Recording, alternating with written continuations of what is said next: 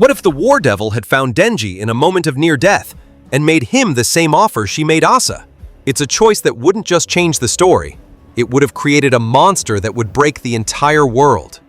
Get ready, because this isn't just a what-if anymore. This is a metaphysical autopsy of the most powerful being that never existed. In the established canon, Asa Mitaka is mortally wounded and accepts Yoru's contract for survival. Our point of divergence posits a similar scenario for a different subject. During a surprise devil attack, Denji is overwhelmed and dismembered. His regenerative abilities fail.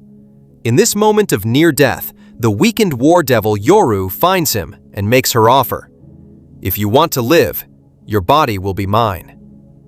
But here's the problem, the paradox that kicks this whole thing off. Denji isn't a normal kid, he's a hybrid. The chainsaw devil Pochita isn't just a power he uses. Pochita is his heart. So Yoru isn't just trying to possess a dying boy. She's staging a hostile takeover of a body that's already co-owned by the one devil she fears most in the entire universe. To comprehend the cataclysmic nature of this event, we must analyze the conflicting contracts. The Denji-Pochita bond is a pact of symbiosis, born from mutual affection. Pochita's goal is for Denji to live a simple, happy life and show him his dreams. Yoru's contract is the antithesis, a parasitic bargain for her own survival, an act of conquest. By possessing Denji, she is violating a sacred, pre-existing bond. This creates a three-way metaphysical conflict for the soul of a boy who just wanted to eat jam on toast. The resulting entity defies all known classifications. He is not a fiend, as Denji's consciousness is preserved. He is no longer a simple hybrid, which is defined by a single human and a single devil. A new term is required for this unprecedented state: a Tri-brid.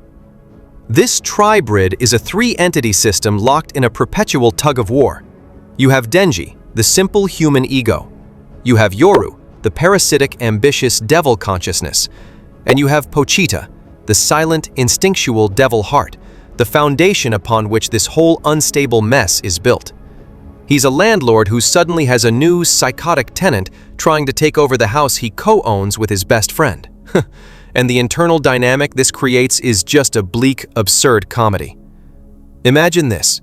Inside Denji's head, Yoru, a literal horseman of the apocalypse, a primal fear who has waged war for eons, is screaming, "Fool! We must reclaim the nuclear weapons devil and bring about an age of terror!" And Denji's consciousness is just going, "Man, I could really go for a burger right now. Also, gotta save up for Nayuta's college tuition." Yoru's cosmic ambition is constantly being stonewalled by a kid whose brain is basically a dial-up modem trying to connect to the internet. This isn't a tense psychological drama like with Asa. It's a cosmic shouting match where one side just isn't listening. The consequences of this possession would manifest immediately and catastrophically upon Denji's return home. The subject, Nayuta, the reincarnated control devil. Okay, this is where the entire plot of Part 2 gets thrown into a wood chipper. Denji walks in the door, and Nayuta, the new makima who is fiercely possessive of her brother, immediately senses an intruder. She doesn't just sense a devil, she senses a rival horseman squatting in her favorite property. Her reaction is not to talk. Her reaction is total war. The prophesied apocalypse, the great war between the horsemen that Fami is trying to orchestrate, it doesn't start on a global stage. It starts in a tiny Tokyo apartment, with Denji's body as the battlefield. This is peak chainsawman. This premature conflict completely derails the canon narrative. And what of the original protagonist, Asa Mitaka? With no devil to save her, she survives the initial attack but remains isolated and desperate for belonging. This makes her a prime target for another manipulative force. And this is the most tragic part. Asa, lost and alone, finds community in the one place that will accept her: the fanatical chainsawman church. They prey on her desire for justice, turning her into a zealous soldier, a dark mirror of Denji. She's manipulated into fighting the very boy who, in another life, could have been the one person to understand her. It sets up a heartbreaking confrontation between two lonely souls tricked into becoming enemies. The fusion of these entities would inevitably lead to a fusion of their powers. Yoru's core ability is to transform items the host perceives as theirs into weapons, with the weapon's strength being proportional to the associated guilt. This presents a problem. Denji is defined by his poverty. He owns almost nothing. This is where it gets really dark. The only resource Denji has in abundance is his pain. Yoru, in her desperation for power, would learn to tap into his trauma. She would create a new, horrifying arsenal of trauma weapons. Think about it. A throwing weapon made of the blood-stained snow from his final tragic fight with Aki. A grotesque secondary chainsaw made of power's solidified blood that shrieks with her voice as it revs. A binding weapon made from Makima's chains of control. This is a power that actively destroys its wielder. Denji's guilt is a bottomless, renewable resource for Yoru, but every time she uses it, she forces Denji to relive his worst moments. Victory now comes at the cost of his sanity. Every single battle becomes an act of weaponized self-harm. This new reality also shatters Yoru's primary motivation. Her goal is to kill Chainsawman to force him to regurgitate the nuclear weapons devil. But now, she is Chainsawman. She's trapped inside her #1 target. Her objective must pivot. She now needs to break Denji's spirit completely, to shatter his contract with Pochita and unleash the true Chainsaw Man, not for control, but for slaughter. She inadvertently becomes Makima's successor, and when he pulls that cord, he becomes the Warsaw Man, a terrifying fusion of raw power and tactical cunning. Imagine Denji's unpredictable berserker fighting style guided by Yoru's ancient combat genius. Armored plates like tank treads bolt onto his limbs. The chainsaws become serrated like bayonets, and from his helmet, Yoru's ringed eyes glow with malevolent intelligence. But this power is wildly unstable, a constant internal war for control that could cause him to literally fall apart mid-battle. This new entity would completely reshape the major conflicts of the story. The famine devil, Fami, can no longer be a puppet master. She becomes a desperate handler, trying to aim this living nuclear weapon in the right direction.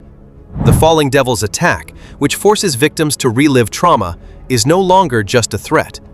It's a direct injection of fuel into the Warsaw Man's engine, pushing him to the brink of a catastrophic meltdown. As the story hurtles towards the prophesied arrival of the Death Devil, the endgame is redefined. There is no army. The Warsaw Man is the army. He is the raw, untamed power of the hero of hell, combined with the weapon-birthing intellect of war itself. The final battle is a duel between two apocalyptic forces, war and death. But the true final battle is internal. Pushed to her limit, Yoru makes her last play to shatter Denji's mind and break the contract. And this is when the silent partner, the heart of the matter, finally makes its move. Pochita's contract is absolute. He exists as long as Denji shows him his dreams. When Makima threatened this, Pochita took over. Now, Yoru's threat is even greater. We're back in Denji's mind, at that iconic forbidden door. Yoru is clawing at it, trying to force it open. And then, the door is ripped off its hinges from the inside.